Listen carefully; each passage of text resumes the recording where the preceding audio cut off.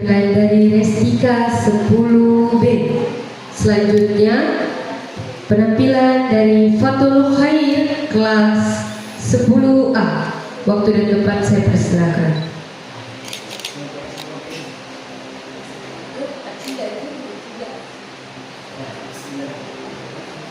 Assalamualaikum warahmatullahi wabarakatuh.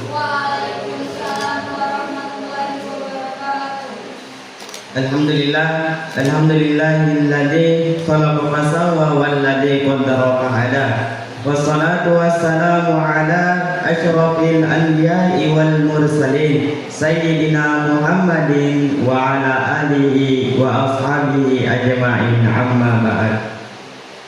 Alhamdulillah, puji syukur atas kehadirat Allah Subhanahu wa taala yang mana telah memberikan kita begitu banyak nikmat, berupa nikmat kesehatan dan kesempatan untuk hadir di tempat yang mubarakah ini.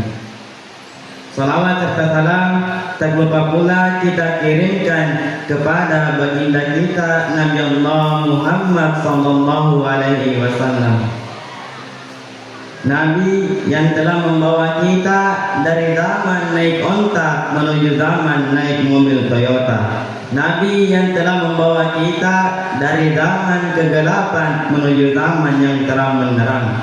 Nabi yang telah membawa kita dari zaman jahiliyah menuju zaman Islamiyah. Baiklah, judul kultum yang sempat saya sampaikan pada hari ini yaitu cintanya Allah kepada hambanya. Hadirin wal hadirat rahimakumullah. Allah Subhanahu wa taala berfirman kepada kita, yang pernah berzina, yang pernah minum khamar, yang pernah berbuat dosa diam-diam, Allah Subhanahu wa taala mengatakan, "Qul ya ibadiyalladzina asrafu ala anfusihim." Bilang kepada hamba-hambaku yang banyak dosa. Akan tetapi Allah tidak mengatakan yang banyak dosa. Allah bilang yang melampaui batas terhadap dirinya sendiri sudah banyak dosa. Allah masih memanggil kita sebagai hamba. Begitu cintanya Allah kepada kita. Bahkan ketika kita berbuat dosa diam-diam di malam hari, tidak ada satupun orang yang melihat kita kecuali Allah dan malaikat pencatat. Kemudian Allah berbisik kepada malaikat pencatat itu. Apa kata Allah? Jangan kau catat dulu dosanya, mungkin besok dia akan bertaubat, dan jangan kau beritahu kepada malaikat yang lainnya. Begitu cintanya Allah kepada kita. Ketika kita berbuat dosa, Allah sembunyikan. Akan tetapi ketika kita bertobat, Allah langsung umumkan kepada seluruh malaikat. Allah bilang, lihat hambaku bertobat. Allah langsung umbar-umbarkan kepada seluruh malaikat. Hadirin wa hadirat rahimakumullah. Oleh karena itu hadirin, kita juga harus cinta kepada Allah. Karena jangan sampai cintanya Allah hanya bertepuk sebelah tangan.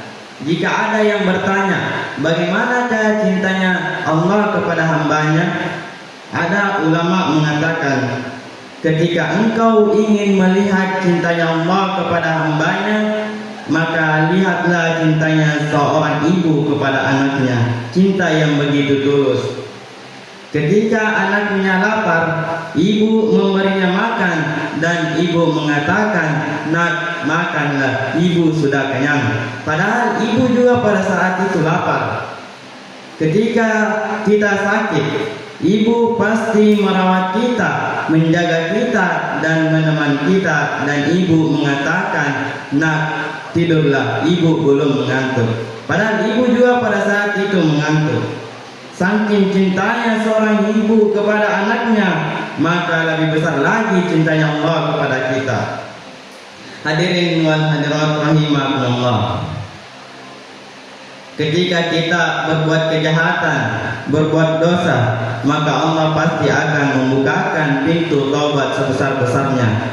Karena semua manusia pasti pernah melakukan yang namanya kesalahan. Nabi bersabda, "Kullu bani Adam khata wa khairul khata'in at-tawwabun." Setiap anak Adam itu bersalah, dan sebaik-baik orang yang bersalah adalah mereka yang minta ampun.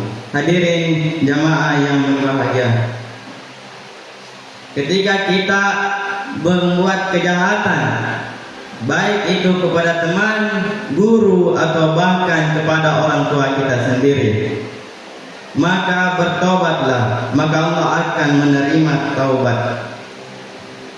Walaupun dosa kita seluas langit dan bumi, ketika kita datang kepada Allah, bersujud dan berdoa, "Ya Allah, ampunilah dosa-dosaku ya Allah," maka niscaya Allah akan mengampuni dosa yang telah kita perbuat.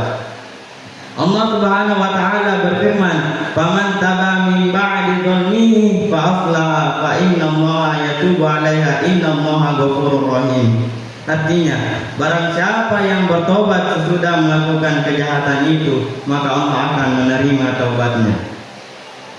Jadi, sebagai kesimpulannya, marilah kita bertobat kepada Allah selagi kita masih bisa bernapas. Karena jika kita tidak bernapas, maka kita tidak akan bisa bertobat. Demikian kultum yang sempat saya sampaikan. Jika ada kesalahan atau kurangnya mohon dimaafkan.